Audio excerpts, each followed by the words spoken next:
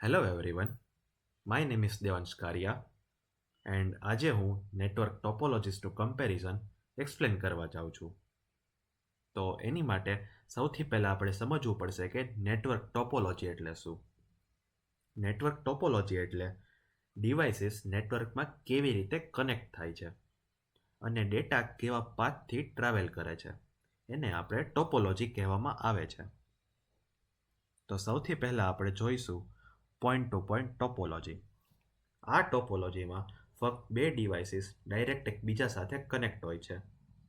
કોઈ third device નથી હોતું, જેનાથી કમ્યુનિકેશન એકદમ સિમ્પલ એન્ડ સિક્યોર હોય છે. જેનું એક્ઝામ્પલ છે બે કમ્પ્યુટર્સને આપણે ડાયરેક્ટ કેબલથી કનેક્ટ કરવા. જેના એડવાન્ટેજીસ છે dedicated bandwidth, high security and easy trouble shooting.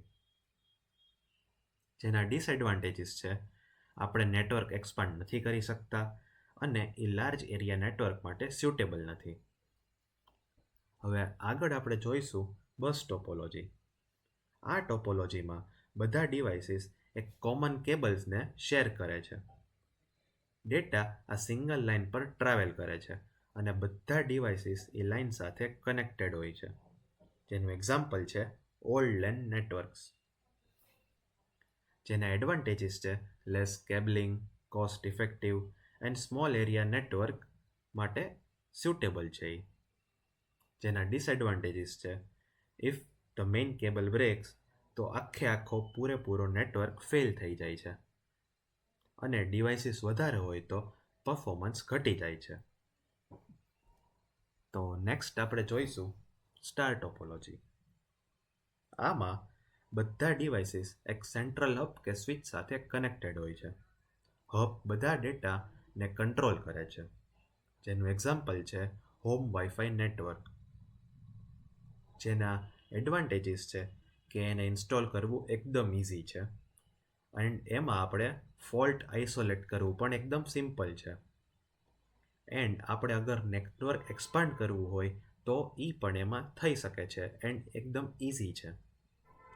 જેના ડિસએડવાન્ટેજીસ છે કે અગર સેન્ટ્રલ હબ ફેલ થયો તો આખો તમારો નેટવર્ક બંધ થઈ જાય છે અને એમાં કેબલિંગ બહુ જ વધારે લાગે છે. તો હવે આપણે જોઈશું રિંગ ટોપોલોજી.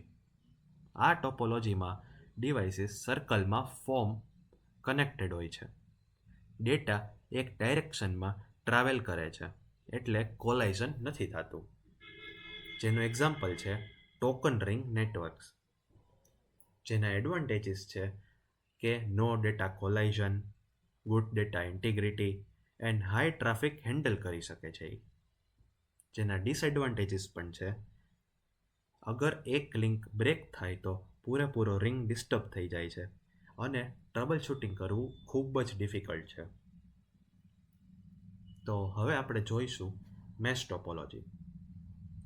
આ ટોપોલોજીમાં બધા ડિવાઇસીસ સાથે કનેક્ટેડ હોય છે.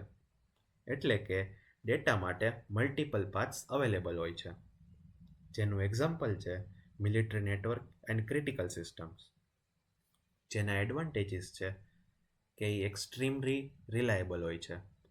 એમાં હાઈ ફોલ્ટ ટોલરન્સ હોય છે એન્ડ સિક્યોરિટીમાં એ બેસ્ટ હોય છે. જેના ડિસએડવાન્ટેજીસ છે કે એ બહુ જ એક્સપેન્સિવ છે, એનું ઇન્સ્ટોલેશન એકદમ કોમ્પ્લેક્સ છે અને એમાં એક્સટેન્સિવ કેબલિંગ લાગે છે.